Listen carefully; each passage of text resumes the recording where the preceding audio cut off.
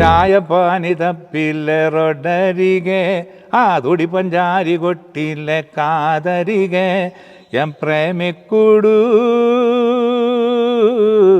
നീ സുമവാരികെ. എന്നെ പോലെ ഒരു സിംഗർ എങ്ങനെ പാടും അല്ലെ എങ്ങനെ കൈകാര്യം ചെയ്യും, അദ്ദേഹത്തെ കൊണ്ട് പറ്റുമോ? പിന്നെ ഞാൻ കണ്ടല്ലേ ഇന്നലെ വരെ ഇതിൽ നടന്നവനല്ലേ വിഷ്ണു, ഇത് ഞാൻ പാടിയ ശരിയാവുമോ? ചേട്ടൻ പാടിയാൽ മതി, ഞാൻ ലൈവിലുണ്ട്, എന്തെങ്കിലും കറക്ഷൻസ് ഉണ്ടെങ്കിൽ ഞാൻ പറഞ്ഞുതരാമെന്ന് പറഞ്ഞിട്ട് പുള്ളി ഓൺലൈനിൽ തന്നെ ഉണ്ടായിരുന്നു. ഞാൻ അവസാനം പാടിയത് 1948 കാലം പറഞ്ഞത് എന്ന് പറഞ്ഞ മോഹൻ സിതാരയുടെ ഒരു സിനിമയുടെ പാട്ടാണ് ഞാൻ അവസാനം പാടിയത്. എം പ്രേമിക്കുടു നീ സുമ്മാ ചേർന്നിരിങ്ക. ഗാനമേളകളിലൂടെ സിനിമാ രംഗത്തേക്ക് വരികയും ഒരുപാട് സിനിമാ പാട്ടുകളും ഭക്തിഗാനങ്ങളും ഒക്കെ നമുക്ക് സമ്മാനിച്ച KG മാർക്കോസ് സാറാണ് കൂടെ. നമസ്കാരം. സാറ് പുതിയ പാട്ടുകളൊക്കെ കേൾക്കാറുണ്ട്? ഞാൻ ഒരുപാട് കേൾക്കാറില്ലെങ്കിലും കേൾക്കാറുണ്ട്. പക്ഷെ ഞാൻ പറഞ്ഞില്ല, അതിൻ്റെ അകത്തെ സാഹിത്യമോ അതിൻ്റെ അകത്തെ സംഗീതമോ ഒന്നും അങ്ങോട്ട് പൂർണ്ണമായിട്ട് ഉൾക്കൊള്ളാൻ സാധിക്കാത്തത് കൊണ്ട് ഒരുപാട് കേൾക്കാറില്ല. എന്നാൽ കേൾക്കാറുണ്ട്, നല്ല പാട്ടുകളും അതിനിടയിൽ വരുന്നുണ്ട്, ഇല്ലയെന്ന് പറയാൻ പറ്റത്തില്ല. അപ്പം അങ്ങനെ ഇരിക്കുമ്പോഴാണ് ഈ പ്രേമലു എന്ന് പറഞ്ഞ സിനിമയുടെ ഒരു വിളി എനിക്ക് വരുന്നത്. അപ്പം ഞാൻ ആദ്യം ഒന്ന് സംശയിച്ചു, കാരണം ഞാൻ അല്ലെങ്കിൽ എന്നെപ്പോലുള്ള ഒരു പാട്ടുകാരൻ്റെ ശബ്ദം ഇന്നത്തെ കുട്ടികൾ ഇഷ്ടപ്പെടുമോ? കാരണം കുറച്ച് ഡെപ്തുള്ള വോയിസാണ്. ഇപ്പം യേശുദാസിൻ്റെ എൻ്റെയൊക്കെ വോയിസ് എന്ന് പറയുമ്പോൾ കുറച്ച് ഡെപ്തുള്ള വോയിസാണ്. അപ്പോൾ അത് ഇന്നത്തെ കുട്ടികൾക്ക് അത്ര അങ്ങോട്ട് ബോധിക്കുന്ന ഒരു ഇതല്ല. പക്ഷേ ആ പാട്ടിന്റെ ആ ശബ്ദം, സാറിന്റെ ശബ്ദം കുറച്ചും കൂടെ വേറിട്ട് നിൽക്കുന്നത് സാധാരണ. അതെ അതെ അതെ അതെ, മോഡുലേഷൻ കുറച്ച് വ്യത്യാസപ്പെടുത്തിയിട്ടുണ്ട്. അപ്പം ഞാൻ ആദ്യം ഒന്ന് സംശയിച്ചു, കാരണം എനിക്ക് വളരെ പരിചിതമായിട്ടുള്ളൊരു വ്യക്തിയാണ് എന്നെ വിളിക്കുന്നത്. അദ്ദേഹം 80-82 കാലഘട്ടം മുതലും ഞാൻ മദ്രാസിൽ ചെല്ലുമ്പോൾ മുതൽ കാണുന്നൊരു വ്യക്തിയാണ്. അപ്പോൾ അങ്ങനെയുള്ള ഒരു വ്യക്തിയാണ് എന്നെ വിളിക്കുന്നത്. അപ്പം ഞാൻ ആദ്യം പുള്ളിയോട് ചോദിച്ചത്, ശരിക്കും സിനിമാ പാട്ടാണോ എന്നെ ഇപ്പോൾ ഉദ്ദേശിച്ചത് തന്നെയാണോ? അന്നേരം പറഞ്ഞു, അതെ, ഇപ്പോഴത്തെ ഒരു പുതിയ കമ്പനിയാണ്, പിന്നെ ഭാവന സ്റ്റുഡിയോസ് എന്ന് പറഞ്ഞിട്ട്. അപ്പോൾ അത് ഇന്ന ആൾക്കാരാണ്, ഫഹദ് ഫാസിൽ, അതേപോലെ ശ്യാം പുഷ്കരൻ, അങ്ങനെ ഒരു ടീമിൻ്റെ ആണ്. അവരുടെ പടങ്ങളെല്ലാം ഇപ്പോൾ ഹിറ്റാണ്. അതേപോലെ വിഷ്ണു വിജയ് എന്ന് പറയുന്ന സംഗീത സംവിധായകനാണ്. പുള്ളിയുടെ ഇറങ്ങിയ പടങ്ങളിലെ പാട്ടുകളെല്ലാം ഹിറ്റാണ്. ലിറിക്സ് എഴുതിയിരിക്കുന്ന സുഹൈൽ കോയ. അപ്പോൾ ഇവരെല്ലാം ഈ പറഞ്ഞ ഈ ജനറേഷനിലെ ഏറ്റവും തിരക്കുള്ള അല്ലെങ്കിൽ അറിയപ്പെടുന്ന ആൾക്കാരാണെന്നൊക്കെ പറഞ്ഞ് അങ്ങനെ. അപ്പം ഞാനും എൻ്റെ മക്കളോട് ചോദിച്ചപ്പം അവരും പറഞ്ഞു, അപ്പോൾ ശരിയാണ്, ഇപ്പം ഏറ്റവും കൂടുതൽ തിരക്കുള്ള സംഗീത സംവിധായകനും എഴുത്തുകാരനും ഒക്കെയാണ്. അപ്പോൾ മാത്രമല്ല ഇത് ഫഹദ് ഫാസിലിൻ്റെ ഒക്കെ ഇതായതുകൊണ്ട് നല്ല ബാനറാണ്. എന്നാൽ ശരി, നോക്കിക്കളയാന്ന് വിചാരിച്ച് ഞാൻ പറഞ്ഞു, എന്നാൽ ഒരു കാര്യം ചെയ്യും, പാട്ടൊന്ന് അയച്ചു തരാൻ പറഞ്ഞു. പാട്ട് അയച്ചു തന്നപ്പോഴാണ് ഇതിൻ്റെ യഥാർത്ഥ രൂപം എനിക്ക് മനസ്സിലായത്. അപ്പം ഞാൻ വിഷ്ണുവിനോട് ചോദിച്ചു, വിഷ്ണു, ഇത് ഞാൻ പാടിയാൽ ശരിയാവുമോ? നിങ്ങൾ ഉദ്ദേശിക്കുന്ന ആ ഒരു ഇത് കിട്ടുമോ? പറഞ്ഞു, ചേട്ടാ, ഇത് ഞങ്ങൾ ചേട്ടനെ ഉദ്ദേശിച്ച് തന്നെയാണ് ഇത് ചെയ്തത്. ചേട്ടൻ്റെ കുറേ ഇൻ്റർവ്യൂവും അതും ഇതുമൊക്കെ ഞങ്ങൾ കണ്ടതിന് ശേഷമാണ് ചേട്ടനെ ഇതിൽ സെലക്ട് ചെയ്തതെന്ന് പറഞ്ഞു. ഞാൻ പറഞ്ഞു, എന്നാൽ ഓക്കെ, നിങ്ങൾക്ക് വിശ്വാസമാണെങ്കിൽ ഞാൻ പാടാം എന്ന് പറഞ്ഞ് അങ്ങനെയാണ് ഈ പാട്ട് ഞാൻ പാടുന്നത്. അപ്പം അവിടെ ചെല്ലുന്നപ്പം എന്നോട് പറഞ്ഞ, ചേട്ടൻ്റെ ആ ഒരു ശൈലിയിൽ തന്നെ പാടിക്കുള്ളൂ, പക്ഷേ ഇതിനകത്ത് വരുന്ന ചില ഒരു സ്ലാങ് വരുന്നുണ്ട്. ഇപ്പോൾ തമിഴും തെലുങ്കും ഒക്കെ വരുമ്പോഴത്തേക്കും ഉള്ളൊരു അത് മാത്രം ചേട്ടനൊന്ന് തന്നാൽ മതി, ബാക്കി കാര്യങ്ങളൊക്കെ ചേട്ടൻ്റെ ഒരു ഐഡിയയ്ക്ക് പാടിക്കും എന്ന് പറഞ്ഞ് അങ്ങനെ പുള്ളി അത്ര ഒരു ബഹളമൊന്നും ഉണ്ടാക്കിയില്ല. മാത്രമല്ല എന്നെ കേട്ട് വന്നിട്ടുള്ള ഒരു സംഗീത ആയതുകൊണ്ടായിരിക്കാം ഒരുപാട് റെസ്ട്രിക്ഷൻസ് ഒന്നും അങ്ങനെ പുള്ളി പറഞ്ഞില്ല. അപ്പോൾ എനിക്ക് കുറേ ഫ്രീഡം തന്നു. പിന്നെ ഈ ഒരു ശൈലിയിൽ വരാനായിട്ടൊന്ന് ചേട്ടനൊന്ന് ശ്രമിച്ചാൽ മതി എന്ന് പറഞ്ഞു. അപ്പം ഞാൻ പറഞ്ഞു, ഓക്കെ, നോക്കാം. അങ്ങനെയാണ് അത് അതിൻ്റെ ആ ഒരു മോഡുലേഷനൊക്കെ അങ്ങനെ കുറച്ചൊന്ന് മാറ്റി. കാരണം തമിഴ് തെലുങ്കിലൊക്കെ വാ എന്നൊക്കെ പറയത്തില്ല. അപ്പം ആ ഒരു ശൈലി ഒന്ന് അഡാപ്റ്റ് ചെയ്യണമെന്ന് പറഞ്ഞു. അപ്പോൾ ഞാൻ പറഞ്ഞു, ഓക്കെ, കുഴപ്പമില്ല, നോക്കാം എന്ന് പറഞ്ഞു. അങ്ങനെയാണ് അത് വർക്കൗട്ടായത്. തീർച്ചയായിട്ടും പാടാം. ഞാൻ പിന്നെ എനിക്ക് പാടി കിട്ടിയ ട്രാക്ക് വെച്ചിട്ട് ഞാൻ നോക്കിയപ്പം ഈ തമിഴിലുള്ള ആരുമാണ് പാടിയത്. അപ്പം എനിക്ക് ആ ഒരു ശൈലിയും കൂടെ എൻ്റെ മനസ്സിലേക്ക് ഞാൻ എടുത്തു. അതിനകത്ത് ഇങ്ങനെയാണ് ആ പാട്ട് വരിക. ചായപ്പാനി തപ്പിലെ റൊഡരികെ, ആ ഒരു സാധനം അങ്ങനെ വരും. ചായപ്പാനി തപ്പിലെ റൊഡരികെ ആ തുടി പഞ്ചാരി കൊട്ടിലെ കാതരികെ എം പ്രേമിക്കുടു നീ സുമവാരികെ മനസ്സങ്ങ് നീറണേ ഗോലിസോട നീയ പനിച്ചങ്ങ് കേറണേ പാരസിറ്റമോള ഉള്ളിലിരുന്നാടടി തെലുങ്കാന ബൊമ്മലു തെലുങ്കാന ബൊമ്മലു തെലുങ്കാന ബൊമ്മലു NTR സിറ്റിയിൽ പോയി വരിങ്ക ചാർമിനാറ് വാത്തില്ല വിൻഡോവില്ല എൻ പ്രേമിക്കൂടു നീ സുമ്മാ ചേർന്നിരിങ്ക. ഒരു സൗണ്ട് ഭയങ്കര ഡിഫറെന്റ് ആണ്. അതെ അതെ, സാധാരണ സാറ് പാടുന്ന ആ ഒരു പാട്ടുകളൊക്കെ വെച്ച് ഒന്ന് സൗണ്ടിലൊരു ചെറിയൊരു അതെ മാറ്റം അതെ. വരുത്തിയിട്ടുണ്ട്. മറ്റേത് നമ്മൾ ആ മെലഡിക്ക് വേണ്ടിയിട്ട് പാടുന്ന ആ ഒരു ഗമകം കൊടുത്താണ് പാടുന്നത്. മറ്റേത് കുറച്ച് ഫ്ലാറ്റ് ആക്കി ആണ് പാടിയത്. വിഷ്ണു വിജയൻ എന്ന് പറഞ്ഞ മ്യൂസിക് ഡയറക്ടർ സാറ് മുന്നേ കണ്ടിട്ടുണ്ടായിരുന്നു? ഞാൻ കണ്ടിട്ടില്ല അദ്ദേഹത്തെ. അപ്പൊ ഈ പാട്ട് പറഞ്ഞപ്പോ ഈ ട്രാക്കിന്റെ കാര്യം പറഞ്ഞതിന് ശേഷം റെക്കോർഡിങ്ങിന് മുന്നേ ഇല്ല, ഞങ്ങള് വിഷ്ണു അന്നേരം മദ്രാസിലായിരുന്നു. ഈ പടം ഇറങ്ങാനായിട്ട് ഏതാണ്ട് കഷ്ടി 5-6 ദിവസമേ ഉള്ളായിരുന്നു. അപ്പം ഞാൻ ചോദിച്ചു, അയ്യോ ഇനിയിപ്പോൾ ഇത് എപ്പോഴാണ്? അപ്പം പറഞ്ഞില്ല, എല്ലാം കഴിഞ്ഞു. ഞാനിപ്പം അതിൻ്റെ പോസ്റ്റ് പ്രൊഡക്ഷനിലാണ്, ചെന്നൈയിലാണ്. അതിൻ്റെ റീ റെക്കോർഡിങ്ങിൻ്റെ കുറച്ച് കാര്യങ്ങളും ഒക്കെ ആയിട്ട് ഇങ്ങനെ ഇവിടെയാണ്. ചേട്ടൻ പാടിയാൽ മതി, ഞാൻ ലൈവിലുണ്ട്, ഞാൻ എന്തെങ്കിലും കറക്ഷൻസ് ഉണ്ടെങ്കിൽ ഞാൻ പറഞ്ഞു തരാമെന്ന് പറഞ്ഞിട്ട് അങ്ങനെ പുള്ളി ഓൺലൈനിൽ തന്നെ ഉണ്ടായിരുന്നു. അങ്ങനെയാണ് ഇത് പാടിയത്. ഈ പണ്ടത്തെ ഒരു റെക്കോർഡിംഗ് സ്റ്റൈലും ഇപ്പോഴത്തെ ഒരു റെക്കോർഡിംഗ് സ്റ്റൈലും തമ്മിൽ കുറച്ച് മാറ്റം സാറിന് ഫീൽ ചെയ്തിട്ടുണ്ട്? ഉണ്ട്. എന്ന് വെച്ചാൽ പണ്ട് നമ്മളൊരു പാട്ട് എഴുതി, അതിപ്പം ഒന്നാമത് വലിയ ONV സാറ് അല്ലെങ്കിൽ P. ഭാസ്കരൻ അല്ലെങ്കിൽ അങ്ങനെയൊക്കെയുള്ള കുറേ വലിയ ആൾക്കാരാണ് ഈ സിനിമാ പാട്ടിൽ ആദ്യകാലങ്ങളിലൊക്കെ ഉണ്ടായിരുന്നത്. പിന്നെയാണ് പിന്നെ ബിച്ചു തിരുമല, യൂസഫ് അലി കേച്ചേരി, പിന്നെ പൂവച്ചൽ ഖാദർ, ഇങ്ങനെയൊക്കെയുള്ള കുറേ നല്ല എഴുത്തുകാർ പിന്നീട് വന്നു. അപ്പോഴും ഈ പറഞ്ഞ പോലെ അവരെഴുതി അതിന് സംഗീതം കൊടുത്ത് ആ സംഗീതത്തിന് മ്യൂസിക് കൊടുക്കുകയാണ്. അപ്പം നമ്മൾ തന്നെ അവിടെ പോയിരുന്ന് ഇത് എഴുതി കഴിഞ്ഞിട്ട് ഇതിൻ്റെ കോഡ്സ് എല്ലാം ഫിക്സ് ചെയ്യുന്ന സമയത്ത് നമ്മളിരുന്ന് പാടുകയാണ്. ട്യൂൺ ചെയ്യുമ്പോൾ നമ്മളിരുന്ന് പാടി അത് ചിലപ്പോൾ ഒരു ദിവസം ഫുള്ളായിട്ട് ചിലപ്പോൾ ഇത് എഴുതാനോ കോഡ്സ് എഴുതാനോ ഒക്കെ ആയിട്ട് നമ്മൾ ചിലപ്പോൾ ഇരിക്കുന്നുണ്ടാവും. പിന്നെ അപ്പോഴത്തേക്കും നമ്മുടെ മനസ്സിൽ ഏകദേശം ആ പാട്ടിൻ്റെ ഒരു വിഷ്വല് നമ്മുടെ മനസ്സിൽ വരും. രണ്ട് നമുക്കത് പറഞ്ഞു തരുമല്ലോ അവർ. അപ്പോൾ അങ്ങനെ നമ്മൾ ആ പാട്ടിലേക്ക് കുറച്ച് ഇൻവോൾവ് ആവും. പിന്നാണ് ബാലൻസിങ്ങിന് വേണ്ടിയിട്ട് നമ്മൾ ഓർക്കസ്ട്രയുടെ കൂടെ പാടുന്നതും ബാലൻസ് ചെയ്യാൻ വേണ്ടിയിട്ട് റെക്കോർഡ് ചെയ്ത് നോക്കുന്നതും പിന്നെ ടേക്കിലേക്ക് പോകുന്നതും. അപ്പം തന്നെ ഏകദേശം നമ്മുടെ മനസ്സിൽ പാട്ട് ഹൃദയസ്ഥാവും. ഇന്നിപ്പോൾ അങ്ങനെയല്ല. ഇന്നിപ്പോൾ നമ്മൾ ലാസ്റ്റ് മിനിറ്റിലായിരിക്കും നമുക്കൊരു പാട്ടുണ്ടെന്ന് തന്നെ ചിലപ്പോൾ അറിയുന്നത്. അപ്പം അവിടെ ചെല്ലുമ്പോൾ ചേട്ടാ ഒരു പാട്ടുണ്ടെന്ന് പറയുമ്പോൾ ആ പാട്ടെടുത്ത് തരുന്നു, നമ്മളിതിൻ്റെ ട്രാക്ക് കേൾക്കുന്നു, അതിൻ്റെ കൂടെ 1-2 പ്രാവശ്യം പാടുന്നു, ഒന്ന് ബാലൻസ് ചെയ്യുന്നു, പാടി പോകുന്നു, അത്രേ ഉള്ളൂ.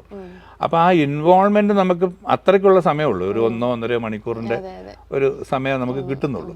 അല്ലാതെ ഓർക്കസ്ട്ര ആദ്യം മുതലേ ചെയ്യുന്ന സമയം മുതലുള്ള ആ ഒരു ഇത് നമുക്ക് ഉണ്ടാവില്ല. പിന്നെ ഇപ്പം അതൊരു യൂസ്ഡ് ആയിട്ട് നമ്മൾ വരികയാണ്, ആ ഒരു ശൈലിയുമായിട്ട് നമ്മൾ ചേരുകയാണ്. 1982 പുറത്തിറങ്ങിയ കേൾക്കാത്ത ശബ്ദത്തിലെ കന്നിപ്പൂമാനം കണ്ണും നട്ട് എന്ന് പറയുന്ന മെലോഡിയസ് സോങ്ങിലൂടെയാണ് സാറ് തുടക്കം കുറിക്കുന്നത്. അപ്പോൾ ആ ഒരു മെലോഡിയസ് സോങ്ങിൽ നിന്ന് ഇപ്പോൾ ഒരു ഫാസ്റ്റ് സോങ്ങിൽ എത്തി നിൽക്കുകയാണ്. അപ്പോൾ സാറിന് എന്താണ് ഫീൽ ചെയ്യുന്നത്? എന്താണെന്ന് ചോദിച്ചാൽ, ഞാനൊക്കെ കണ്ടും കേട്ടും പഠിച്ചും ഒക്കെ വന്ന പാട്ടുകളുടെ കാലം എന്ന് പറയുന്നത് ഒരു 1970-80 കാലഘട്ടത്തിലെ പാട്ടുകളാണ്. അപ്പോൾ അതെല്ലാം സത്യം പറഞ്ഞാൽ ഒത്തിരി മെലഡി ആയിട്ടുള്ള പാട്ടുകളായിരുന്നു.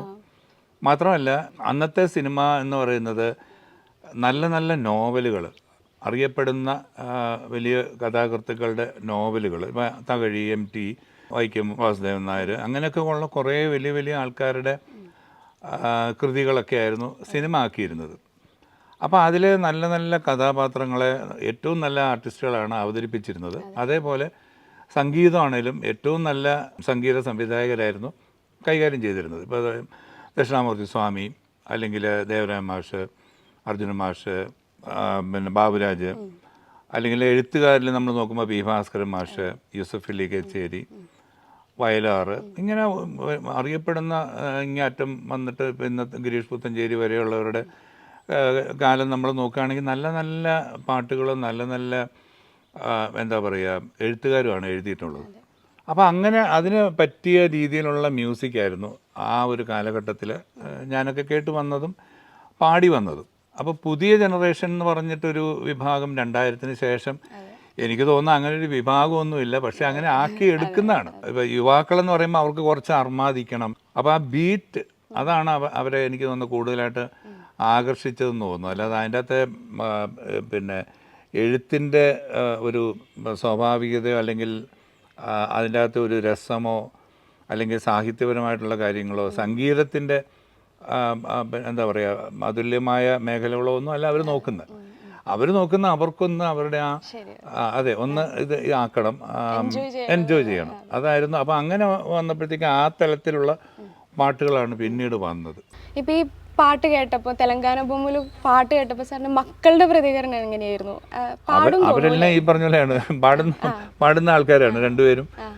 ഞാൻ അത്യാവശ്യം പാട്ട് രണ്ടുപേരെയും പഠിപ്പിച്ചിരുന്നു, ചെറിയ പ്രായം മുതൽ തന്നെ പഠിപ്പിച്ചായിരുന്നു. അപ്പം അവർ ഇതിനകത്ത് കൂടുതലായിട്ട് എന്താ പറയുക ഈ ന്യൂജൻ്റെ പാട്ടുകൾ കേൾക്കുന്ന കൂട്ടത്തിലാണ്.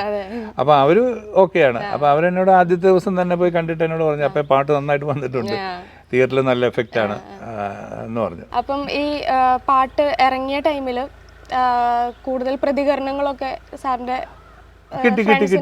കിട്ടി കുറേ പേരുടെ കിട്ടി. കാരണം ഞാൻ ഈ പാട്ട് ഇറങ്ങുന്ന സമയത്ത് മസ്കറ്റില്ല, അതായത് 7-ാം തീയതി ഞാൻ മസ്കറ്റിന് പോയി, 8-ാം തീയതിയാണ് ഈ പാട്ട് ഇറങ്ങുന്നത്. അപ്പം ഞാൻ മസ്കറ്റിലിരുന്ന് എൻ്റെ മക്കളെ വിളിച്ച് പറഞ്ഞ പ്രകാരം ഞാൻ നോക്കിയപ്പോഴാണ് ഇത് കാണുന്നതും. അപ്പം തന്നെ ഏകദേശം ഇറങ്ങി 1 മണിക്കൂറിനുള്ളിൽ തന്നെ ഏകദേശം 75,000 വ്യൂസ് ആയി. പിന്നെ ഇപ്പോൾ ഞാൻ ഇന്നലെ നോക്കിയപ്പോൾ 7 ലക്ഷത്തിന് മേലെ ആയിട്ടുണ്ട്, വ്യൂസ് ആയിട്ടുണ്ട്. അപ്പോൾ ഓരോ ദിവസം അത് നോക്കുന്നുണ്ടായിരുന്നു. അപ്പോൾ ഞാൻ പറഞ്ഞു വന്നത് ആളുകൾ ഏറ്റെടുത്തത് കൊണ്ടും അവർക്ക് ഇഷ്ടപ്പെട്ടത് കൊണ്ടും ആണത് ഈ പറഞ്ഞ പോലെ അറിഞ്ഞതുകൊണ്ടും ആൾക്കാർ ഇത് കൂടുതൽ തീർച്ചയായിട്ടും. കാരണം ഇത് എന്നെ പോലെ ഒരു സിംഗർ എങ്ങനെ പാടും അല്ലെ എങ്ങനെ കൈകാര്യം ചെയ്യും എന്നൊരാകാംക്ഷ ഉള്ളവരും ഉണ്ട്. പിന്നെ ഇത് ന്യൂജൻ സിനിമ ആയതുകൊണ്ടും ന്യൂജൻ പാട്ടായതുകൊണ്ടും ഇദ്ദേഹത്തെ കൊണ്ട് പറ്റുമോ എന്നൊക്കെ നോക്കുന്നവരും ഉണ്ട്. അപ്പോൾ പാട്ട് പക്ഷേ ഞാൻ അതിൻ്റെ റിവ്യൂ പിന്നെ റിപ്ലൈ കണ്ടിടത്തോളം കമൻസ് എല്ലാം നല്ലതാണ്. ഒരു 99% കമൻസ് നല്ല കമൻസാണ്. അപ്പോൾ നമുക്ക് എന്താ പറയുക കുറച്ചും കൂടെ ഒരു ഊർജ്ജമായി, ജനം ഏറ്റെടുത്തു അല്ലെങ്കിൽ പാടിയാലേ ഏക്കും എന്നുള്ളതിനെപ്പറ്റി ഒരു ധൈര്യമായി. ഇപ്പൊ സാറിന് ഈ ഫീൽഡിൽ നിന്ന് സിനിമ ഫീൽഡിൽ നിന്ന് കുറച്ചൊരു ഗ്യാപ്പ് വന്നല്ലോ. അതെ, ഒരു 15 വർഷം. അതെ, ഞാൻ അവസാനം പാടിയത് എനിക്ക് തോന്നുന്നു 1948 കാലം പറഞ്ഞത് എന്ന് പറഞ്ഞ് മോഹൻ സിതാരയുടെ ഒരു സിനിമയുടെ പാട്ടാണ് ഞാൻ അവസാനം പാടിയത്. 2003 ഞാൻ പാടി റിലീസായ അതായത് ഫ്രീഡം വന്നത്. പിന്നെ ഈ കാലം പറഞ്ഞത് വന്നെങ്കിലും എനിക്ക് തോന്നുന്നില്ല ഒരാഴ്ചയൊക്കെ അത് കുറച്ച് രാഷ്ട്രീയമായിട്ടുള്ളൊരു സിനിമയായിരുന്നു. അപ്പോൾ ഒരാഴ്ച പോലും ഓടിയില്ലെന്നാണ് എനിക്ക് തോന്നുന്നത്. ഈ ടൈമിൽ സാറിന് എപ്പോഴെങ്കിലും ഒന്നും കൂടെ തിരിച്ചു വരാമായിരുന്നു സിനിമയിലേക്ക്? തീർച്ചയായിട്ടും. ഞാൻ എന്നും സിനിമ ഒരു ഗായകനെയോ ഗായികയോ സംബന്ധിച്ചിടത്തോളം അൾട്ടിമേറ്റ് നമ്മുടെ ആഗ്രഹം എന്ന് പറയുന്നത് സിനിമയാണ്. പക്ഷെ ഞാനൊക്കെ വന്ന സമയത്ത് ഈ ഉണ്ടായിരുന്ന ഒരു കാലഘട്ടം എന്ന് പറയുന്നത് അങ്ങനത്തെ ഒരു കാലഘട്ടമാണ്. കാരണം ലെജൻസിൻ്റെ ഒരു കാലഘട്ടമായിരുന്നു എല്ലാ ഫീൽഡിലും, എഴുത്തുകാരുടെ ആയാലും സംഗീതത്തിലായാലും പാട്ടുകാരുടെ കാര്യത്തിലായാലും. ഇപ്പം ദാസേട്ടനുണ്ട്, ജയേട്ടനുണ്ട്, ജാനകി അമ്മയുണ്ട്, സുശീല അമ്മയുണ്ട്, വാണി ജയറാം, എല്ലാം ഒന്നിനൊന്നിനൊന്ന് മികച്ച പാട്ടുകാരായിരുന്നു.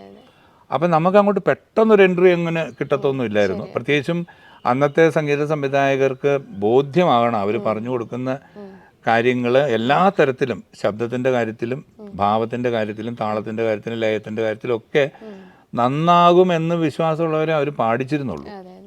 അതൊരു സത്യമായിരുന്നു. കാരണം ഈ പറയുന്ന അല്ലെങ്കിൽ ഒരു പടത്തിന് പൈസ മുടക്കാൻ വരുന്ന മുതലാളിക്ക് ആ മുതലാളിയുടേതായ ഒരു താല്പര്യം ഉണ്ടാവും. അതുപോലെ ഈ കഥാപാത്രങ്ങൾക്ക് ചേരുന്ന രീതിയിലുള്ള പാട്ടും ഗായകരും ഒക്കെ ആയിരുന്നു അന്ന് കൂടുതലും. അപ്പോൾ അതുകൊണ്ട് പെട്ടെന്നൊരു എൻട്രി പ്രയാസമായിരുന്നു, നമ്മുടെ കഴിവ് തെളിയിക്കാതെ. പക്ഷെ ആദ്യത്തെ 2-3 പാട്ട് കൊണ്ട് തന്നെ കഴിവ് തെളിയിച്ചു. പക്ഷേ അവസരങ്ങൾ അന്നേരം കുറഞ്ഞു. എന്നുവെച്ചാൽ ഓൾറെഡി എസ്റ്റാബ്ലിഷ്ഡ് ആയിട്ട് നിൽക്കുന്ന പാട്ടുകാരെ കൊണ്ട് പാടിക്കുമ്പം അവർക്ക് എല്ലാ തരത്തിലും അത് ഒന്ന് പെർഫെക്ഷൻ, ഒരുപാട് സമയം മെനക്കെടുത്തേണ്ട 3 മാർക്കറ്റ് ഉണ്ട് അവർക്ക്, അവരുടെ പാട്ട് പെട്ടെന്ന് മാർക്കറ്റ് ചെയ്യാൻ പറ്റും. അപ്പോൾ അങ്ങനെയുള്ള പല കാരണങ്ങൾ കൊണ്ടായിരിക്കാം ഞങ്ങളെ ഒന്നും അങ്ങനെ അധികം ആരും പരീക്ഷിച്ചില്ല. പിന്നെ ഏതെങ്കിലും അങ്ങനെയുള്ളൊരു ഈ പലർക്കും ഈ സംഗീത രംഗത്ത് മാത്രമല്ല സിനിമ ഫീൽഡിലുള്ള പല രംഗത്തും പലർക്കും അവസരങ്ങൾ ലഭിക്കാതെ വന്നിട്ട് ഒരു ടൈം എത്തുമ്പോൾ അവർ മടുത്ത് പാതി വെച്ച് നിർത്തിപ്പോയിട്ടുള്ളവരുണ്ട്. അതെ, അങ്ങനെ സാർ ഏതെങ്കിലും ഒരു സ്റ്റേജ് കൂടെ കടന്നു? ഇല്ല, ഞാൻ അങ്ങനെ ഒരു സ്റ്റേജ് കടന്നില്ല. എന്ന് വെച്ചാൽ ഞാൻ സിനിമയാണ് ആയിരുന്നു എൻ്റെയും ഉദ്ദേശം, സിനിമ തന്നെ ആയിരുന്നു ഒരു പരിധി വരെ. പക്ഷേ സിനിമയിലുപരി ഗാനമേള നടത്തി കുറേ എസ്റ്റാബ്ലിഷ്ഡ് ആവണം എന്നൊരു ആഗ്രഹം ആയിരുന്നു ആദ്യമേ ഉള്ളിലുണ്ടായിരുന്നത്. കാരണം അന്ന് ഇങ്ങനെ ടി വി ഒന്നും ഉണ്ടായിരുന്നില്ല. ഞാനൊക്കെ ഇറങ്ങുന്ന സമയത്ത് ടി വി ഒക്കെ വരുന്നത് 85 ശേഷം, ഒരു 90 കാലഘട്ടം.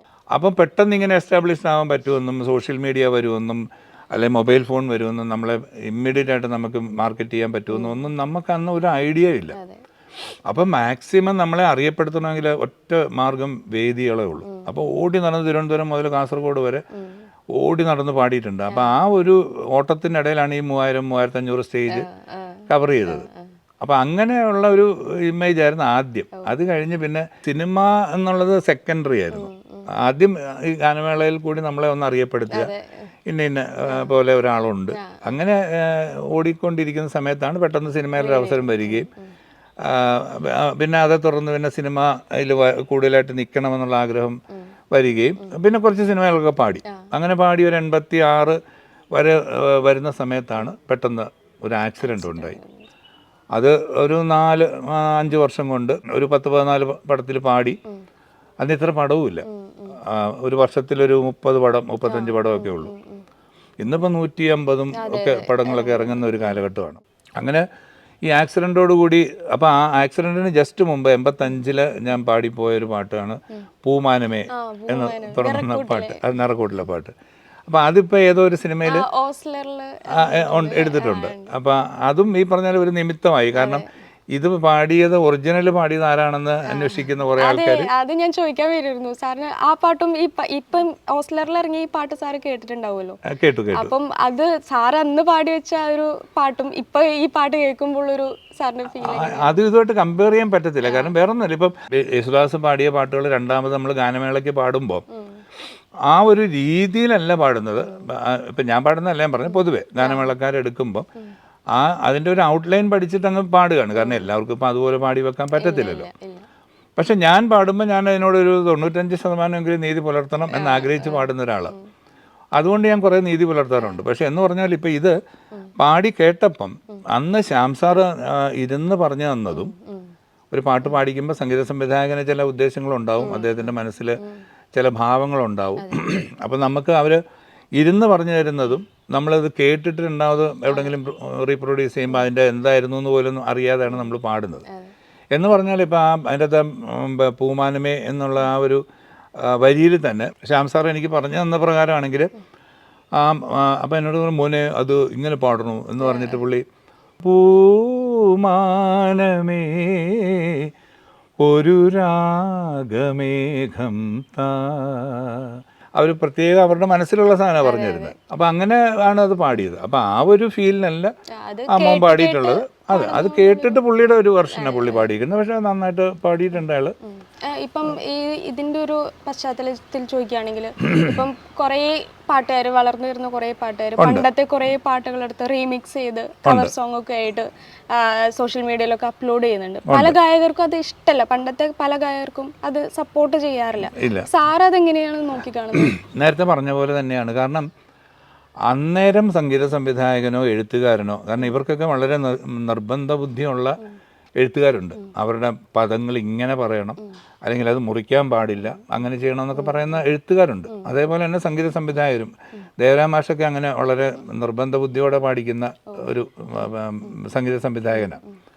അപ്പോൾ അങ്ങനെ നിർബന്ധപൂർവ്വം പിന്നെ ഒരു പാട്ട് നമ്മളെ കൊണ്ട് പഠിപ്പിച്ച് പാടിച്ച്, അപ്പം ഞാനോ യേശുദാസോ ആരാന്ന് വെച്ചാൽ അത് പുറത്ത് വന്നതിന് ശേഷം പിന്നെ എനിക്ക് തോന്നുന്ന പോലെ വേറൊരു ആളിൻ്റെ പാട്ട് എടുത്തു വെച്ച് നമ്മളങ്ങ് പാടുക എന്ന് പറയുമ്പോൾ അത് അവരോട് നമ്മൾ ചെയ്യുന്ന ഏറ്റവും വലിയൊരു പാതകമാണ്. കാരണം എന്ത് ഇംപ്രവൈസേഷൻ ആണെന്ന് പറഞ്ഞാലും അവർക്കും ഈ ഇംപ്രവൈസേഷൻ അറിയാൻ വയ്യാഞ്ഞിട്ടല്ല.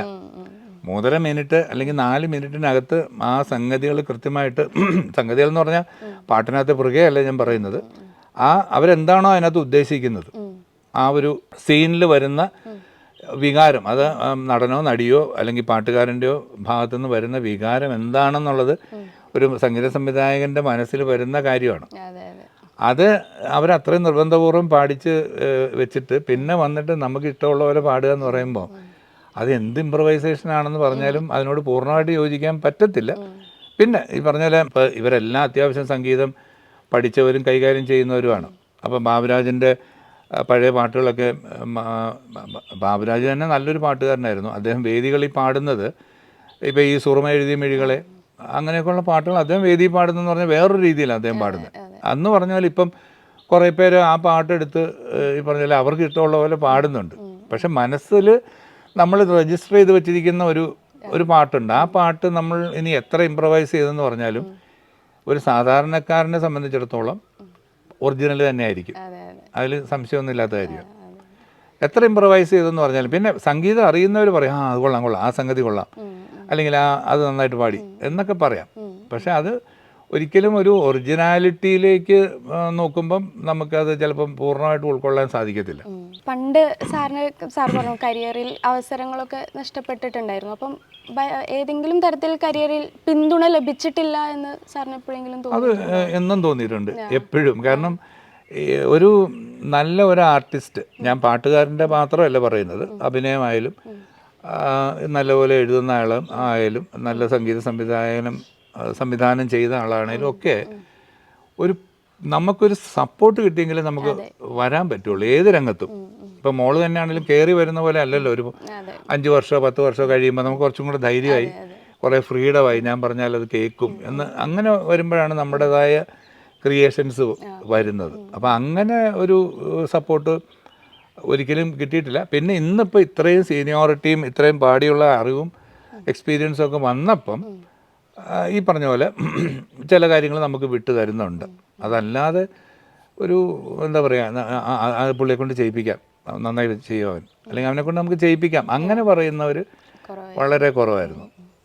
ഇപ്പം ഗോഡ് ഫാദർ മൂവിയിലെ മന്ത്രി കൊച്ചമ്മ എന്നുള്ള പാട്ട്, അത് ഇന്നും ഇപ്പൊ ചർച്ചയാണ്. ഗോഡ് ഫാദർ മൂവി, അതായത് അന്ന് സോഷ്യൽ മീഡിയ ഒന്നും ഇല്ലാത്ത കാലത്ത് തന്നെ അത്രയും ദിവസം ഓടിയിരുന്നു ആ സിനിമ. ഇപ്പോഴും അത് ചർച്ച ചെയ്യുന്നുണ്ട്. 25 വർഷം കഴിഞ്ഞു. അപ്പം ആ പാട്ട് പാടിയതിൽ കുറച്ച് ഒന്ന് ഫാസ്റ്റ് ആയിട്ടുള്ള ഒരു സോങ് ആണ്. അപ്പൊ ആ പാട്ട് സാറിന്റെ ലൈഫിൽ പിന്നീട് എപ്പോഴെങ്കിലും ഇൻഫ്ലുവൻസ് ചെയ്തിട്ടുണ്ടോ? തീർച്ചയായിട്ടും. ഈ ഓരോരുത്തരും കൈകാര്യം ചെയ്യുന്ന പാട്ടുകളുടെ ഒരു ശൈലി, ഇപ്പം മെലഡിയാണ് നമ്മൾ കൂടുതൽ പാടുന്നതെങ്കിൽ നമുക്ക് കൂടുതലും മെലഡിയെ തരുള്ളൂ.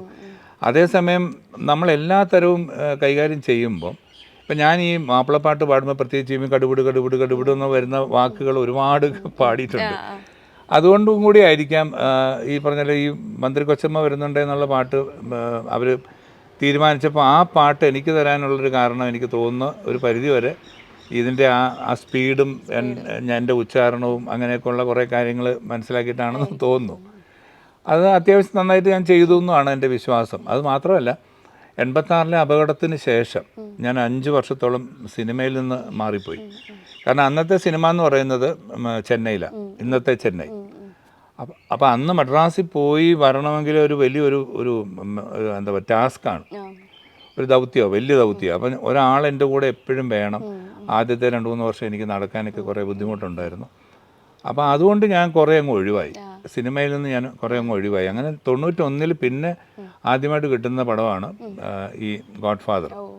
അപ്പോൾ അത് നന്നാക്കണമെന്ന് എനിക്കുണ്ടായിരുന്നു. മാത്രമല്ല സിദ്ദിഖ് ലാൽ എന്ന് പറയുന്ന ഒരു ടീം ആ സമയത്ത് ഈ പറഞ്ഞ പോലെ വളരെ കത്തി നിൽക്കുന്ന ഒരു സമയമാണ്. അവരുടെ മന്നാർമത്തായി സ്പീക്കിംഗ് അങ്ങനെയുള്ള കുറേ പടങ്ങൾ ഹിറ്റായി നിൽക്കുന്ന ഒരു സമയമാണ്.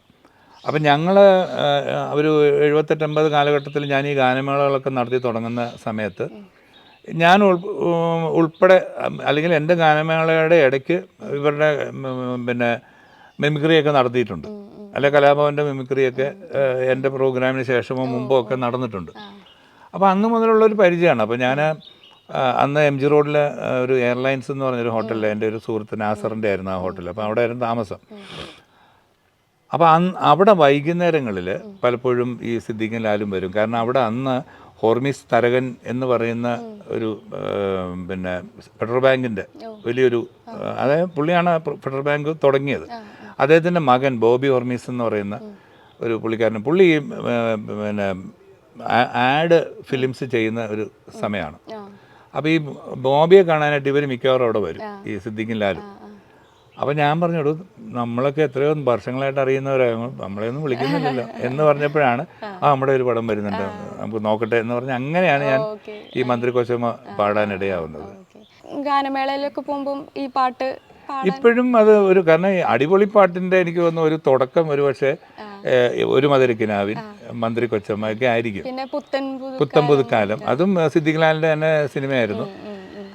അതും ഈ പറഞ്ഞ കുറച്ച് ഫാസ്റ്റായിരുന്നു. പുത്തം പുതുക്കാലം മുത്തമിട്ട നേരം, അത് ഞാൻ SP വെങ്കടേഷിൻ്റെ സിനിമയിൽ അല്ലെങ്കിൽ സംഗീതത്തിൽ ആദ്യമായിട്ട് പാടിയൊരു പാട്ടാണ്. മറ്റേത് S ബാലകൃഷ്ണനായിരുന്നു. മറ്റേ മന്ത്രി കൊച്ചമ്മ വരുന്നുണ്ടേ ആർപ്പോ ഇറോ കൈകൊട്ടിപ്പാടാം വരവേറ്റിടാം വരവെതിരേറ്റിടാം. അപ്പം ആ കടുപിട് എന്നുള്ള വാക്കുകളുടെ ഉച്ചാരണമാണ് ഏറ്റവും വലിയ പ്രയാസം. ഇപ്പൊ മാപ്പിളപ്പാട്ട് പറഞ്ഞല്ലോ. അതെ അതെ. അപ്പൊ മാപ്പിളപ്പാട്ട് എല്ലാവർക്കും പറഞ്ഞ പോലെ വഴങ്ങില്ല. മാപ്പിളപ്പാട്ടിലേക്കുള്ള ഒരു വഴി എങ്ങനെയായിരുന്നു? മാപ്പിളപ്പാട്ടും എനിക്ക് ഒരു പാടി തുടങ്ങിയ കാലം മുതൽ തന്നെ എനിക്ക് പരീക്ഷണങ്ങൾ എനിക്ക് ഭയങ്കര ഇഷ്ടമായിരുന്നു. മറ്റ് ഭാഷയിൽ പാടുക, നമ്മളെ കൊണ്ട് ചെയ്യാൻ പറ്റത്തില്ല എന്ന് തോന്നുന്ന ചില സംഗതികൾ പാടാൻ ശ്രമിക്കുക. അപ്പോൾ അങ്ങനെ ഒരു പരീക്ഷണം ഞാൻ ചെറിയ പ്രായം മുതൽ ചെയ്യുമായിരുന്നു. കാരണം അത് ദാസേട്ടൻ്റെ ഇൻഫ്ലുവൻസ് തന്നെയാണ്. കാരണം ഞാൻ അദ്ദേഹത്തെ പരിചയപ്പെടുമ്പം എനിക്ക് 15 വയസ്സാണ്, 72-ൽ. അപ്പോൾ അന്ന് അദ്ദേഹത്തിൻ്റെ കൂടെ ഞാൻ പലപ്പോഴും ഗാനമേളയ്ക്ക് ഇങ്ങനെ പുറകെ നഴിൽ പോലെ നടക്കുമായിരുന്നു. അപ്പോൾ ആ സമയത്ത് അദ്ദേഹം പാടിയ ചില ഗാനമേളകളിൽ, അതായത് നമ്മുടെ ഒന്നാം തുമ്പി നീ ഓടിവാ എന്ന് പറഞ്ഞ് സുശീലാമ്മ പാടിയൊരു പാട്ടുണ്ട്. സലീൽ ചൗധരിയുടെ ആണ് മ്യൂസിക്. അപ്പോൾ അതിൻ്റെ കന്നഡ വേർഷനാണെന്ന് തോന്നുന്നു ദാസേട്ടൻ പാടിയിട്ടുണ്ട്. അപ്പോൾ ഇത് അദ്ദേഹം അന്ന് അവിടെ സെനറ്റ് ഹാളിൽ 72 കാലഘട്ടത്തിൽ പിന്നെ പാടിയപ്പം ഞാൻ വിചാരിച്ചാണ് ഇത് എന്തുകൊണ്ട് നല്ലൊരു പാട്ടുമാണ്, എന്തുകൊണ്ട് എനിക്ക് പാടിക്കൂടാ, അല്ലെങ്കിൽ എനിക്കിന്ന് ട്രൈ ചെയ്യാൻ പറ്റാത്ത എന്താണെന്നുള്ള ഒരു ചിന്തയിൽ ഞാൻ ആ പാട്ട് പഠിച്ച് ഞാൻ എൻ്റെ വേദികളിൽ പിന്നെ പാടിയിട്ടുണ്ട്. അറബി സോങ്സ് കുറച്ചും കൂടെ ഇതിനകത്ത് വന്നതിന് ശേഷം, അതായത് അറബി പാട്ട് മാപ്പിളപ്പാട്ട് പാടാൻ തുടങ്ങിയതിന് ശേഷം ഞാൻ കുറേ അറബി പാട്ടുകൾ ഞാൻ ഇവിടുത്തെ നമ്മുടെ ആൾക്കാർ പറഞ്ഞു തന്നും പാടിയിട്ടുണ്ട്. പിന്നെ അവരുടെ പിന്നെ പാട്ടുകൾ അവിടെ ചെന്ന് പഠിച്ച് ഞാൻ പാടിയിട്ടുണ്ട്. ഈ ഇസ്രായേലിൻ നാഥൻ, അതായത് സാറ് കൂടുതൽ ഭക്തിഗാനങ്ങൾ ആണ് ആളുകൾ അറിയപ്പെടുന്നത് ഇസ്രായേലിൻ നാഥനിലൂടെയാണ്. അപ്പം ഞാൻ കേട്ടിട്ടുണ്ട്, അതായത് പീറ്റർ ചേരാനെല്ലൂർ ഒരു പറയുന്നത് കേട്ടു, അതായത് ഇസ്രായേലിൻ നാഥൻ കേട്ടിട്ട് കുറേ ആളുകൾ മാറാരോഗങ്ങളിൽ നിന്നൊക്കെ മുക്തി നേടിയ ആളുകളൊക്കെ വിളിച്ച് സാറിനോട് നന്ദി പറഞ്ഞിട്ടുണ്ട് എന്നൊക്കെ പറയുന്നത് കേട്ടു. അപ്പോൾ സാറിന് ഇസ്രായേലിൻ നാഥനിലൂടെ എന്തെങ്കിലും ഒരു നല്ല അനുഭവം? ഞാനോ എൻ്റെ ക്രിസ്തീയ ഗാനങ്ങളിൽ പ്രത്യേകിച്ച് ഞാൻ കൊടുത്തിട്ടുള്ള മെസ്സേജ് എന്ന് പറഞ്ഞാൽ അത് ബൈബിളിൽ നിന്നുള്ള മെസ്സേജാണ്. നമ്മളത് പാടുമ്പം ആ ഒരു ഇപ്പം ഏതൊരു കാര്യവും പണ്ടൊക്കെ ഇപ്പം നമ്മൾ സ്വാതന്ത്ര്യ സമരത്തിന് ഒരാളൊരു മൈക്ക് കെട്ടി 5 മണിക്കൂർ പ്രസംഗിക്കുന്നതിലും ഭേദം 10 മിനിറ്റ് ഒരാൾ അതിൻ്റെ സാരാംശം ഉൾക്കൊണ്ട് നല്ലൊരു പാട്ട് പാടുന്നത്. അപ്പോൾ അങ്ങനെയാണ് മറ്റേ സഖാക്കളേ മുന്നോട്ട് ആ പാട്ടുകളൊക്കെ വരുന്നത് അങ്ങനെ. അതുപോലെ ബലി കുടീരങ്ങളെ ആ പാട്ടൊക്കെ അതിനകത്തുനിന്ന് കിട്ടിയ ഒരു സ്വാതന്ത്ര്യത്തെക്കുറിച്ചുള്ള ഒരു ഇതുകൊണ്ടാണ് അന്നത്തെ ആൾക്കാരൊക്കെ ഈ നാടകം കണ്ടിട്ട് ഈ സ്വാതന്ത്ര്യ സമരത്തിന് വേണ്ടിയിട്ട് ഇറങ്ങി പുറപ്പെട്ടത്. എന്ന് പറഞ്ഞ പോലെ ഞാൻ പാടുമ്പം ഇപ്പം പ്രത്യേകിച്ചും ഈ ബൈബിളിലെ ഉദ്ധാരണികളും ബൈബിളിൽ നിന്ന് കിട്ടിയ സാരാംശങ്ങളും ഒക്കെയാണ് നമ്മൾ പാടുന്നത്. അപ്പോൾ അതിനകത്ത് ഈ പറഞ്ഞ പോലെ ഈ ഇസ്രായേലിൻ നാഥൻ എന്ന് പറയുന്നത്, ആ പാട്ടെന്ന് പറയുന്നത് യേശുവിൻ്റെ ജനനം മുതൽ മരണം വരെയുള്ള കാര്യങ്ങൾ 12 വരിയിൽ പറഞ്ഞിരിക്കുകയാണ്. അപ്പം ഇപ്പം ഇസ്രായേലിൻ നാഥനായി വാഴുമേക ദൈവം, സത്യജീവമാർഗമാണു ദൈവം, മർത്യനായി ഭൂമിയിൽ പിറന്നു സ്നേഹദൈവം, നിത്യജീവനേകിടുന്നു ദൈവം. അപ്പം അവിടെ ക്രിസ്തുവിൻ്റെ ജനനത്തെ മർത്യനായി ഭൂമിയിൽ പിറന്നു എന്ന് പറഞ്ഞപ്പോഴത്തേക്കും ആ ജനനമായി. പിന്നെ ബൈബിളിൽ പറയുന്ന കാര്യമാണ്, ചെങ്കടലിൽ നീ അന്നു പാത തെളിച്ചു, മരുവിൽ മക്കൾക്കായി മന്ന പൊഴിച്ചു, എരിവെയിലിൽ മേഘത്തണലായി, ഇരുളിൽ സ്നേഹനാളമായി, സീനായ് മാമലമുകളിൽ നീ നീതി പ്രമാണങ്ങൾ പകർന്നേകി. അപ്പോൾ ഇതെല്ലാം യേശു ചെയ്ത കാര്യങ്ങളെ പറ്റി തന്നെയാണ് പറയുന്നത്. അതുപോലെ തന്നെ മരണത്തെപ്പറ്റി പറയുമ്പോൾ, മനുജനായി ഭൂവിൽ അവതരിച്ചു, മഹിയിൽ ജീവൻ ബലി കഴിച്ചു, തിരുനീണവും ദിവ്യഭോജ്യവുമായി ഈ ഉലകത്തിൻ ജീവനായി വഴിയും സത്യവുമായവനെ നിൻ തിരുനാമം വാഴ്ത്തുന്നു. അത് ഞാൻ വഴിയും സത്യവും ജീവനാകുന്നു എന്ന് യേശു പറയുന്നുണ്ട്. അപ്പോൾ ആ വാക്ക് വരെ അതിനകത്ത് ഈ 12 വരിയിൽ ഉൾപ്പെടുത്തിയിട്ടാണ് ആ പാട്ട് ചെയ്തിരിക്കുന്നത്. അപ്പോൾ അതിൽ നിന്നും നല്ലൊരു ഉദ്ബോധനം ബൈബിൾ വായിക്കുന്ന പോലെ തന്നെ കിട്ടും. അപ്പോൾ അതുകൊണ്ട് എനിക്ക് തോന്നുന്നു ഒരുപാട് പേര് ഇതുപോലുള്ള പല പാട്ടുകളും കേട്ടിട്ട് അവർക്ക് മാനസാന്തരം വന്ന പോലെ ഉള്ള ഇതൊക്കെ അനുഭവങ്ങൾ ഉണ്ടായിട്ടുണ്ടെന്നുള്ളതൊക്കെ പറഞ്ഞിട്ടുണ്ട്. അതൊക്കെ ആയിരിക്കാം കാരണം. എന്തായാലും ഇസ്രായേലിൽ നാടെന്ന് ഇപ്പോഴും ഒരു പ്രായ വ്യത്യാസമില്ലാതെ ആളുകൾ ഏറ്റെടുത്ത ഒരു പാട്ടാണ്. അതുപോലെ ഞാൻ ഇപ്പം നേരത്തെ പറഞ്ഞ പോലെ തന്നെ ഒരു ആകാശം മാറും ഭൂതലവും മാറും ആദ്യം മുതൽക്കേ മാറാതുള്ളത് നിൻ വചനം മാത്രം. അപ്പം അതും ഈ പറഞ്ഞ പോലെ ആളുകൾക്ക് കിട്ടുന്ന ഒരു ഉത്ബോധനമാണ്. ആകാശം മാറാം ഭൂതലവും മാറാം, പക്ഷേ ആദ്യം മുതൽ ഈ വചനം മാറില്ല എന്നുള്ളതാണ് അതിൻ്റെ അകത്തു നിന്ന് കിട്ടുന്ന ഒരു ഉദ്ബോധനം. അപ്പം അങ്ങനെ കുറേയധികം പാട്ടുകൾ ഇതുപോലുള്ള എന്താ പറയുക മനുഷ്യനെ നന്മയ്ക്ക് വേണ്ടിയിട്ട് എഴുതിയിട്ടുള്ള പാട്ടുകളും ബൈബിളിൽ നിന്ന് എടുത്തിട്ടുള്ള കോട്ടുകളും ഒക്കെ ചേർത്ത് പാടിയപ്പം പലർക്കും അത് പ്രചോദനവും പ്രയോജനവും പെട്ടിട്ടുണ്ടാവാം. അത് ഒരു നന്മയുടെ കൂട്ടത്തിൽ ഞാൻ കാണുന്നു, അത്രേ ഉള്ളൂ. അപ്പം എൻ്റെ അച്ഛനൊക്കെ പറയുന്നത് കേട്ടിട്ടുണ്ട്, അച്ഛൻ്റെ കാലത്തൊക്കെ പാട്ട് അല്ലെങ്കിൽ ഡാൻസ് ഒക്കെ പഠിക്കാൻ പോണെങ്കിൽ വീട്ടിൽ നിന്ന് വലിയ സപ്പോർട്ടൊന്നും ഉണ്ടാവില്ല. എന്തിനാ ഇപ്പോൾ പാട്ട് പഠിച്ചിട്ട് എന്നൊക്കെയാണ് അങ്ങനത്തെ തരത്തിലുള്ള ക്വസ്റ്റ്യൻസ് ഒക്കെയാണ് ചോദിക്കുക. അപ്പം സാറിൻ്റെ അച്ഛനൊരു ഡോക്ടർ കൂടെയായിരുന്നു. അപ്പം പാട്ടുകാരനായ മകനോട് ഡോക്ടറായ അച്ഛൻ്റെ ഒരു പ്രതികരണം എന്തായിരുന്നു ആ ടൈമിൽ? തീർച്ചയായിട്ടും ആദ്യ കാലങ്ങളിൽ, കാരണം ഇപ്പോൾ എൻ്റെ അച്ഛനും അച്ഛൻ്റെ അച്ഛനും അച്ഛൻ്റെ സഹോദരിയും അച്ഛൻ്റെ 2 അമ്മാവന്മാർ അച്ഛൻ്റെ അമ്മയുടെ അനിയത്തി, ഇങ്ങനെ ഒരു 5-6 ഡോക്ടർമാർ ഇമ്മീഡിയറ്റ് ആയിട്ട് ബന്ധത്തിലുള്ളവർ ഉണ്ടായിരുന്നു. അപ്പം മക്കളിൽ ആരെങ്കിലും ഒരാളെ ഡോക്ടറാക്കണമെന്നൊരാഗ്രഹം എല്ലാ മാതാപിതാക്കളെയും പോലെ പുള്ളിക്കും ഉണ്ടായിരുന്നു. അപ്പോൾ സയൻസിൽ ഇച്ചിരി താല്പര്യം എനിക്കായിരുന്നു. എന്നാൽ പിന്നെ സയൻസ് എടുക്കാം എന്നൊക്കെ വിചാരിച്ചിരിക്കുമ്പോഴാണ് ചെറുപ്പം മുതലേ എനിക്ക് ഈ പാട്ടിൽ ഭയങ്കര ക്രേസായിരുന്നു. കാരണം എൻ്റെ അപ്പൻ്റെ അമ്മ നന്നായി പാടുമെന്ന് കേട്ടിട്ടുണ്ട്. അപ്പോൾ അതിൽ നിന്നായിരിക്കാം എനിക്ക് ഇങ്ങോട്ട് ഇത് പകർന്നതെന്ന് ഞാൻ വിചാരിക്കുന്നു. ഏതായാലും ചെറിയ പ്രായം മുതലുള്ള ആ ഒരു ആഗ്രഹം 15-ാമത്തെ വയസ്സിൽ യേശുദാസിനെ കാണുമ്പം അങ്ങ് പൂർത്തീകരിച്ചു.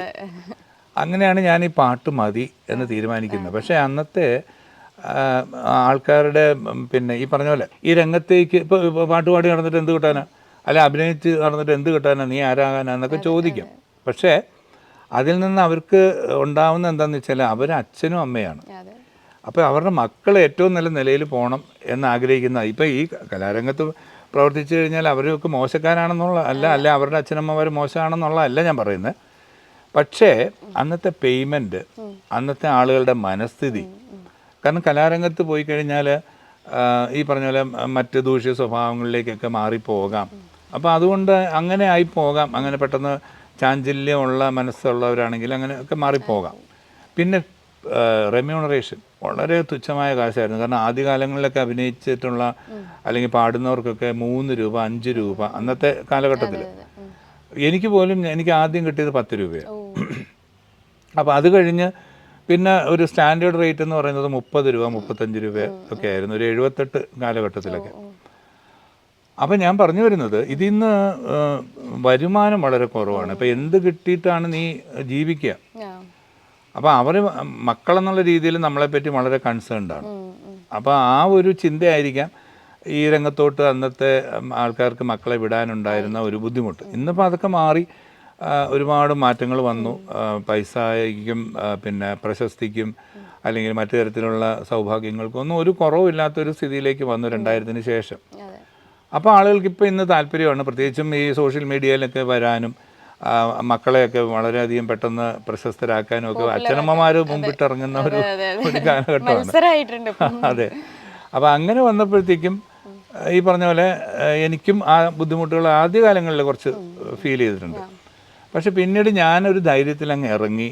ദൈവകൃപയാൽ അന്നും ഇന്നും ഒക്കെ ജനം എൻ്റെ പാട്ട് ഇഷ്ടപ്പെടുന്നുണ്ട്. അല്ലെങ്കിൽ ഞാൻ പിന്നെ എൻ്റെ ഗാനമേളയോ എൻ്റെ വർക്കുകളോ ഒക്കെ വാങ്ങിക്കുന്നുണ്ട് അവർ. എൻ്റെ ഗാനമേള വെക്കുന്നിടത്ത് ആളുകൾ 10,000-ങ്ങൾ വരാറുണ്ട്. അപ്പോൾ ഞാനും ഹാപ്പിയായി, എനിക്കും അത്യാവശ്യം ജീവിക്കാനുള്ള ചുറ്റുപാടായി.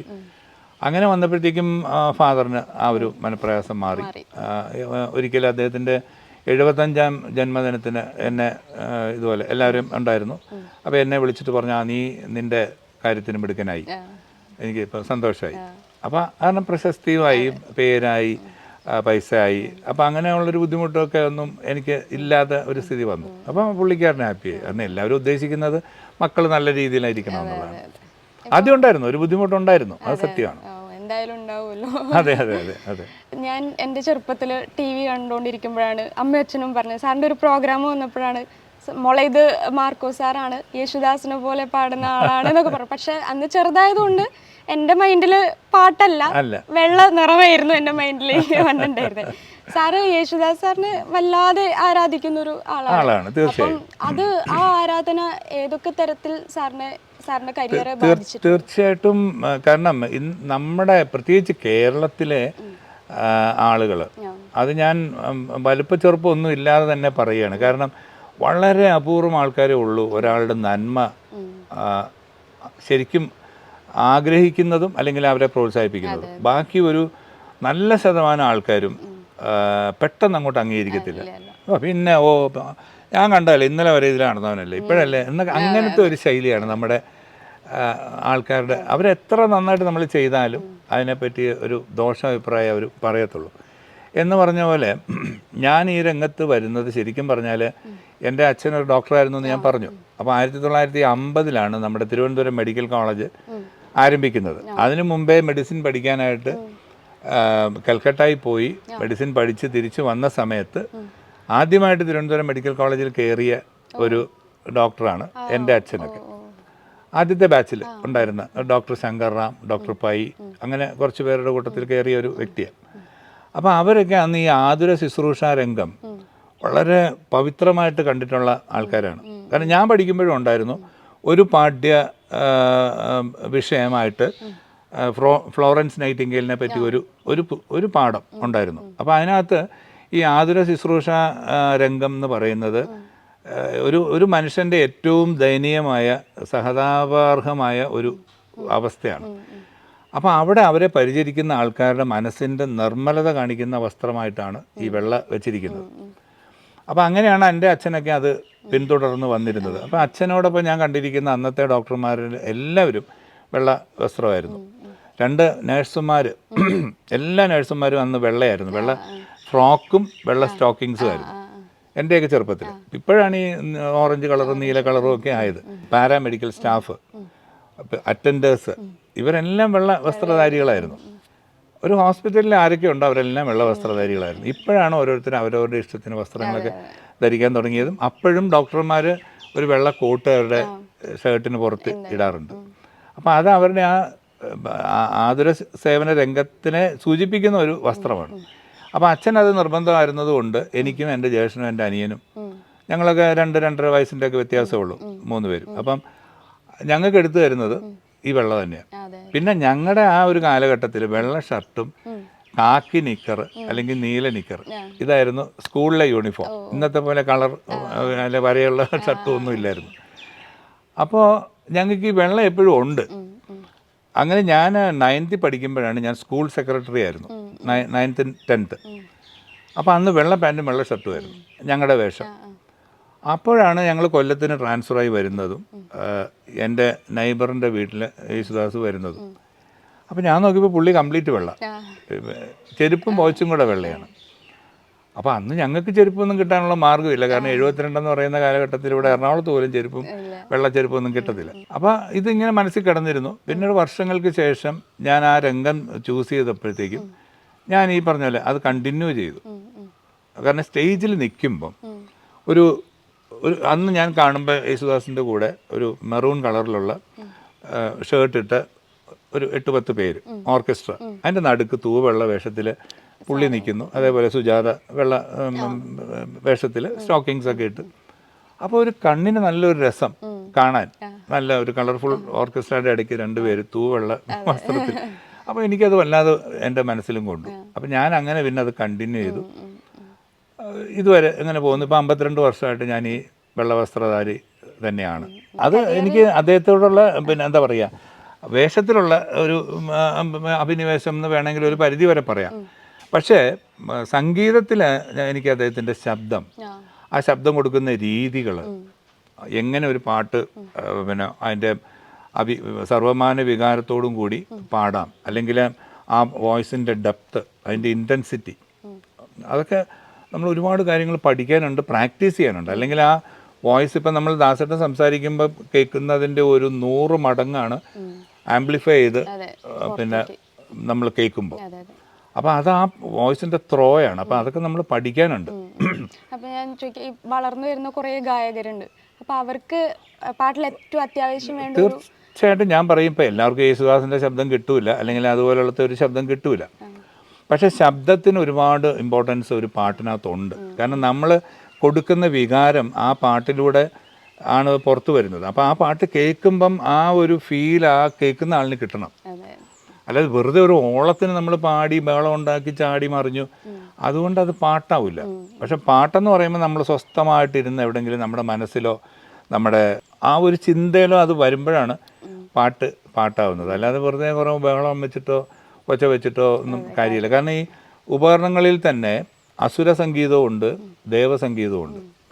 ഇപ്പം സോഫ്റ്റായിട്ടുള്ള കൂടുതൽ സോഫ്റ്റായിട്ടുള്ള പാട്ടുകൾക്കാണ് ദേവസംഗീതം എന്ന് നമ്മൾ പറയുന്നത്. അതേസമയം അസുര സംഗീതം എന്ന് പറയുമ്പോഴത്തേക്കും അതിന് അറിയാലോ, ആ ഒരു ഫീലാണ്. ഇപ്പോൾ ചെണ്ട, നാഗസ്വരം, അങ്ങനെയുള്ള ഉപകരണങ്ങളൊക്കെ അസുരഗണത്തിൽ പെടുന്നവരാണ്. ഈ തകില്, അങ്ങനെയൊക്കെ ഉള്ള ഈ ഡ്രംസ്. അപ്പോൾ ഇന്നത്തെ ജനങ്ങൾ മൊത്തം ഈ അസുരവാദ്യത്തിലേക്ക് പോയിരിക്കുകയാണ്. അപ്പം അതൊരു ബീറ്റിൻ്റെ ഒരു ബഹളത്തിൽ ആണ് പാട്ടുകൾ പോകുന്നത്. പാട്ട് നമുക്ക് അങ്ങനെ കേൾക്കാൻ സാധിക്കില്ല, ബീറ്റും ബഹളവും ഒക്കെയാണ് നമ്മൾ കൂടുതലായിട്ട് കേൾക്കുന്നത്. അപ്പോൾ അതുകൊണ്ട് നമുക്ക് ആ ആസ്വാദനത്തിൽ കുറേ വ്യത്യാസം വന്നിട്ടുണ്ട്. ഇപ്പോൾ ഒരു ദേവസംഗീതത്തിൽ നമ്മളിരുന്ന് സ്വസ്ഥമായിട്ടിരുന്ന് നമ്മുടെ മനസ്സിന് സുഖം തരുന്ന രീതിയിൽ കേൾക്കുന്ന പാട്ടുകൾ പോലെ അല്ല അസുര സംഗീതം കേൾക്കുമ്പോൾ. അതൊരു ബഹളമാണ്. ഈ പറഞ്ഞാൽ ഇപ്പം ഈ പ്രേമലു ആണെങ്കിലും ഞാനൊരു ഓളമാണ്. കാരണം ആളുകൾക്കൊരു ഓളത്തിലാണത് ആസ്വദിക്കാൻ പറ്റുക. അപ്പോൾ അത് മാത്രമേ ഉള്ളൊരു വ്യത്യാസം. അപ്പം നല്ല രീതിയിൽ നമ്മൾ പാടി പഠിക്കുക, നല്ല പാട്ടുകൾ കേൾക്കാൻ ശ്രമിക്കുക, അതുമാത്രമേ എനിക്ക് പറയാനുള്ളൂ. എന്തായാലും ഇത്രയും സമയം നമ്മളോട് കൂടെ ഇരുന്ന് സംസാരിച്ചതിന് സാറിന് വലിയ നന്ദി പറയുന്നു. ഒരുപാട് ഗാനങ്ങൾ ഇനിയും നമുക്ക് കേൾക്കാൻ സാധിക്കട്ടെ എന്ന്. Thank you. ആ വാക്കുകൾ പൊന്നാകട്ടെ എന്ന് ഞാൻ പ്രാർത്ഥിക്കുന്നു. Okay sir, thank you so much. Thank you very much.